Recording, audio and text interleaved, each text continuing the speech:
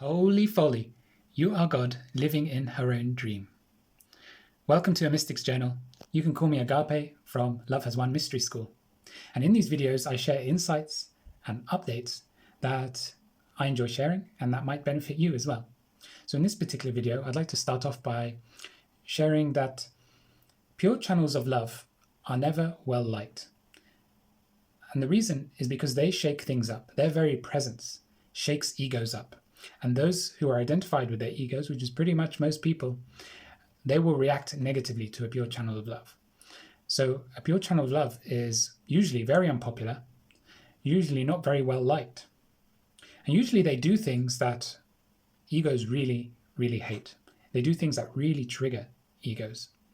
But just know that if you want to be a pure channel of love, and love guides you to do certain things that shakes people up, just know that if life wants you to do those things, that means it's for the highest good of all.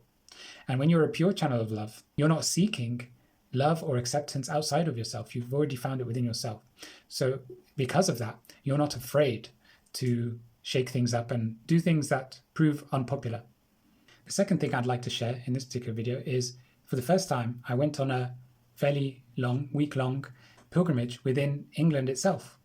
And this particular pilgrimage, I was visiting high energy places, particularly stone circles, but other high energy places along the St. Michael's ley line, which is from the very southwest of the UK, which is the very tip of Cornwall, and moving diagonally, ending around Avebury and some other places just above Wiltshire. And this was a very mystical and enchanting pilgrimage where the stone circles, each stone circle really had its own character, really had its own energy.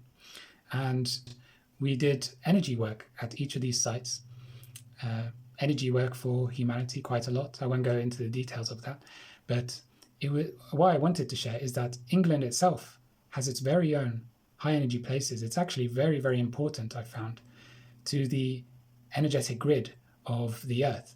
And the energies within England and its land actually have a big impact on humanity. And I realized that more and more as the pilgrimage went ahead.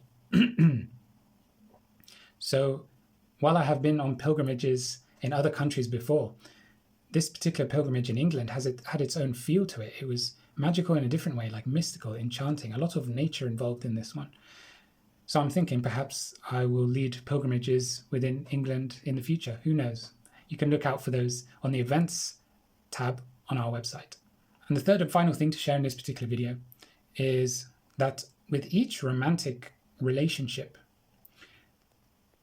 it is always mutually beneficial. Life will not bring someone into your life who you want to connect intimately with unless there's a mutual benefit. And what I mean by that is you can learn from them some things and they can learn from you some things. Every romantic relationship must be mutually beneficial. And it always is. Even if you don't know it yet, it always is. So the other person might be an over-exaggerated mirror of certain qualities within yourself that you need healing, or they may embody qualities that you would like to strengthen within yourself. If a relationship is not mutually beneficial, and I'm talking about spiritually, then it becomes pretty much a client relationship where one person is helping the other, but the other isn't really offering something to help the other person. Then it won't feel like a romantic relationship. It will feel very specifically more like a client relationship. However, when both have opportunities to teach each other, then there's opportunity there for a romantic relationship, because a romantic relationship is very intimate and requires both give and take. So that's it for this week's episode. If you'd like to ask any questions or leave any comments, please just give a comment below this video and I will reply to it. Until next time, yours joygasmically, Agape.